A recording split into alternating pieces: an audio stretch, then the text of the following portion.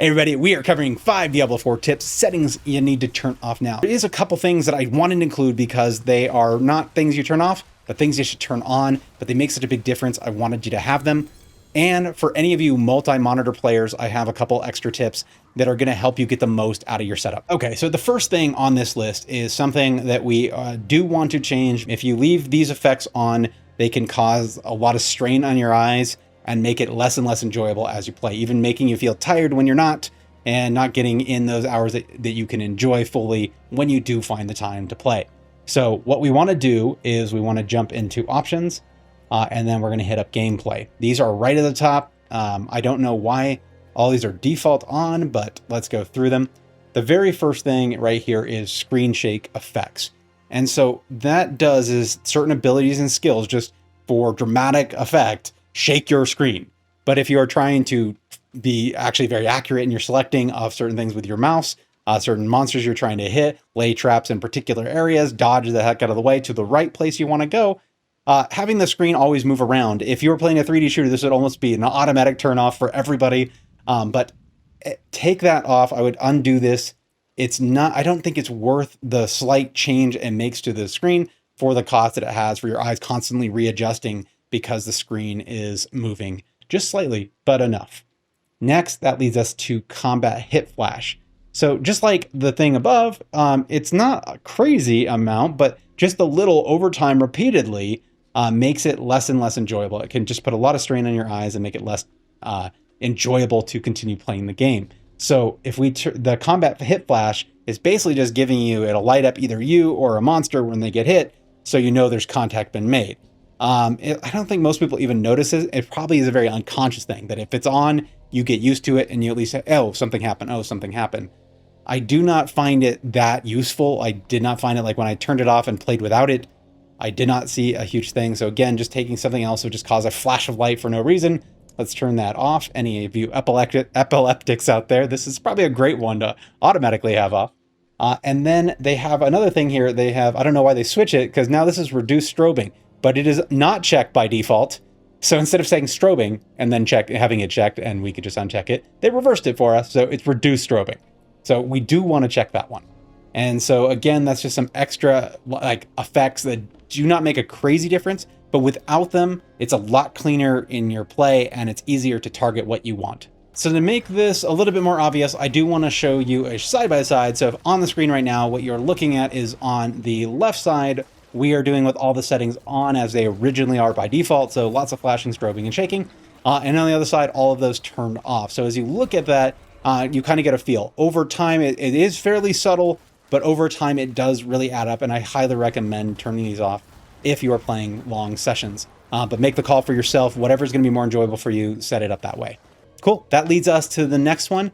And this is one that for the longest time, I just didn't know was here, but I have always kept it on since I figured it out.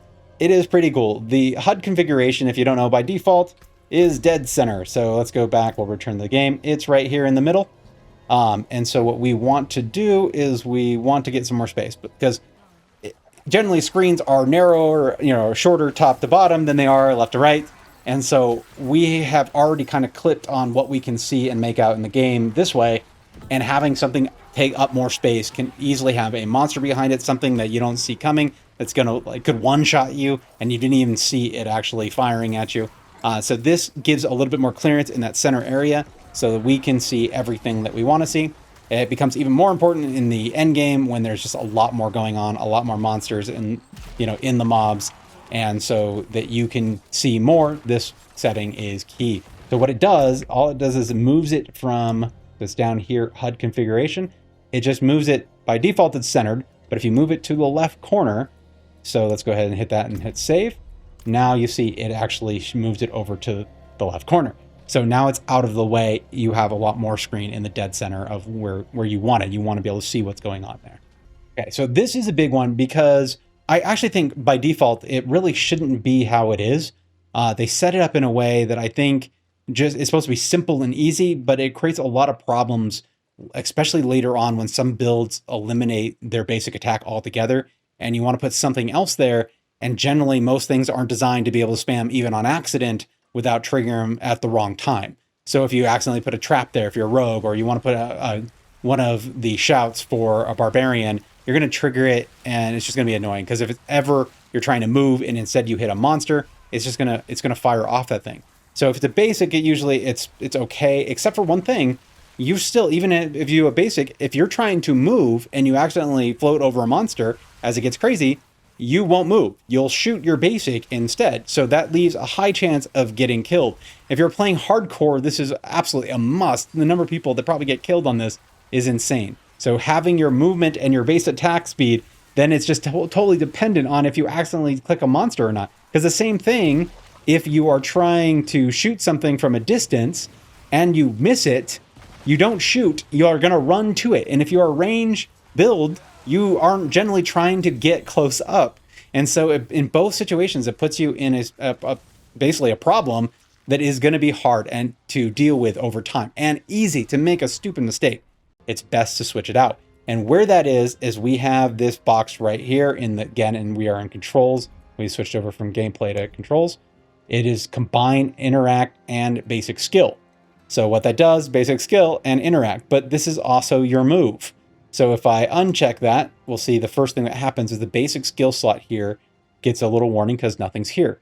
And so what I'm going to want to do with that in mine, if you can see, I have skills 1 through 4 are A, S, D, F, and then the basic skill, I'm just going to continue down the line and make it F. So G is the next one over.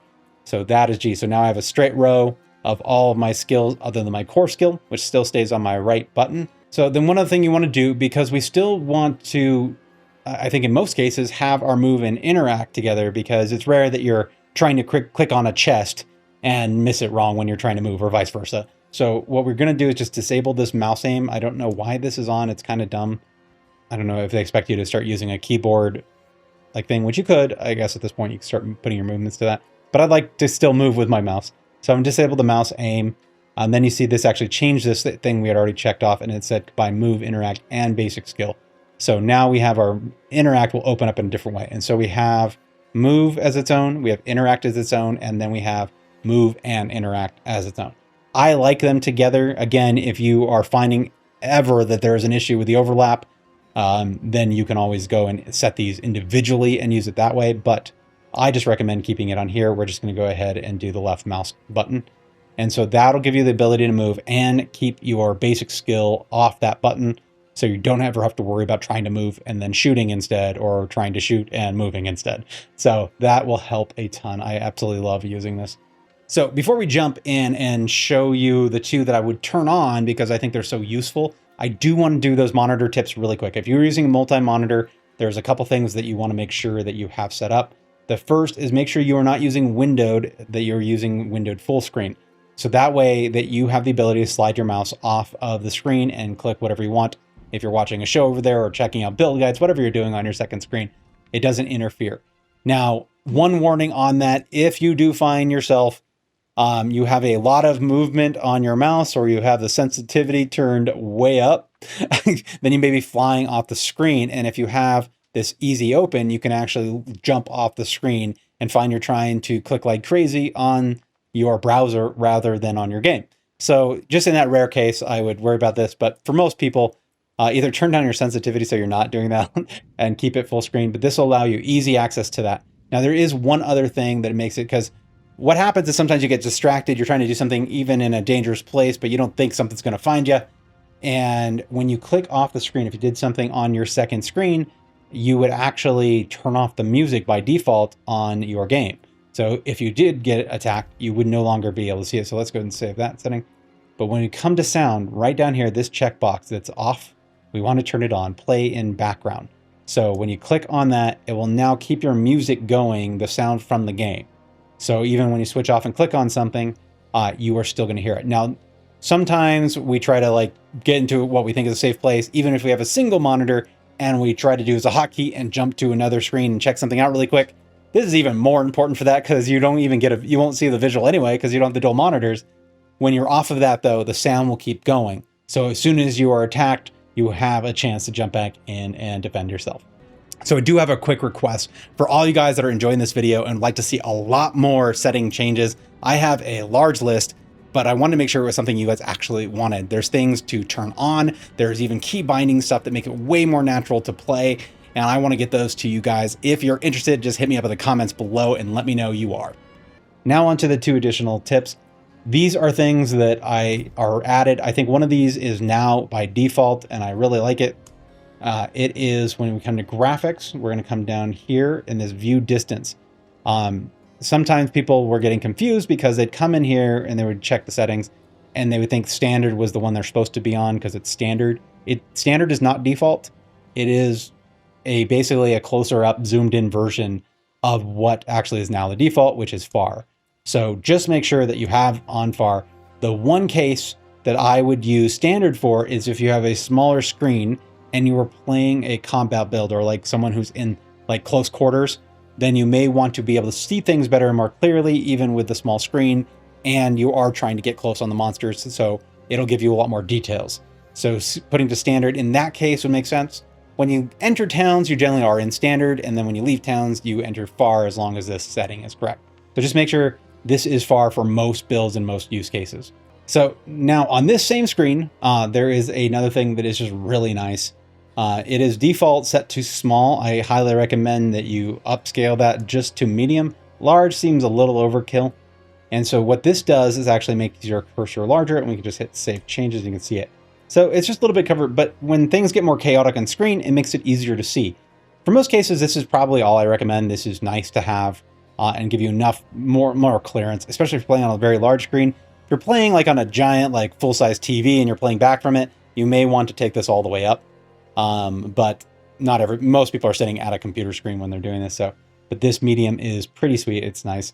Now, if you still need more coverage or make sure you can see your mouse like you're losing it, because there's a lot of chaos on screen, you can hit this and it just turns it to, so if you see it goes from like a gray with more details to just a very bright white that goes over it. Obviously on this black background, it's very easy to see, but it is a lot nicer even in game. So you can see it really stands out over everything else that's going behind it. So you do not lose track of where you're pointing and what you're trying to aim at. So there is yet another thing that is off by default, and I do not understand it, but I want to show you what it does when it's off.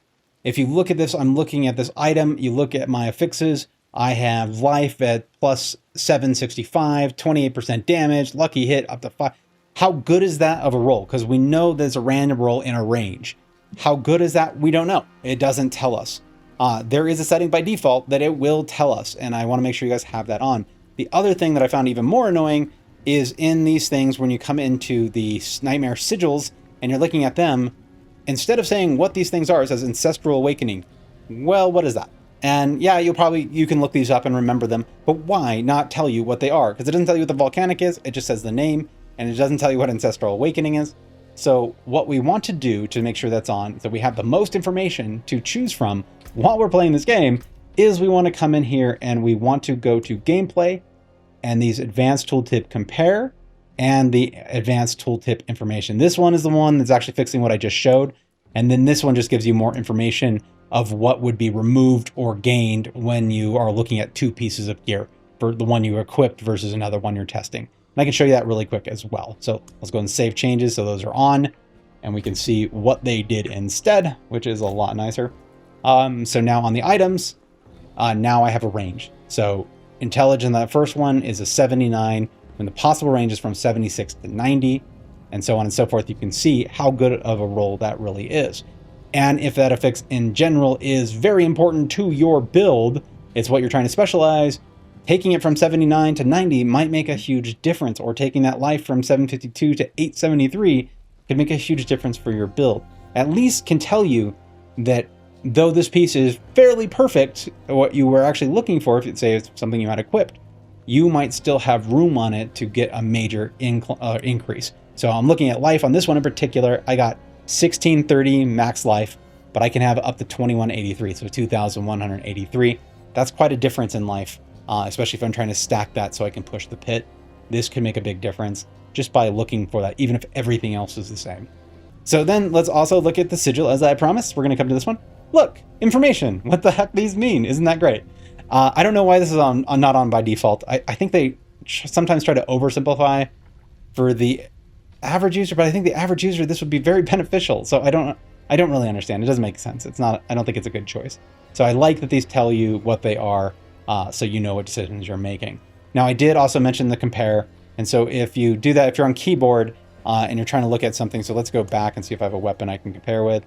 We'll just look at this two-handed scythe. If I hit, my hotkey is shift. I don't know what everybody else's, but if you notice, there is what's going to be lost and gain on the right-hand side. So if I equip this, I'm going to lose 120 intelligence. I'm going to gain 31% darkness, so that little percentage change that it shows, and even this additional information at the bottom, this is the properties lost when equipped. So if I switch to this item, that's everything I lose, and that can be a big difference. But it gives you at least a visual representation of how big of a loss, or how big of a change, at least, that it is. So that can help a lot when making decisions between two pieces.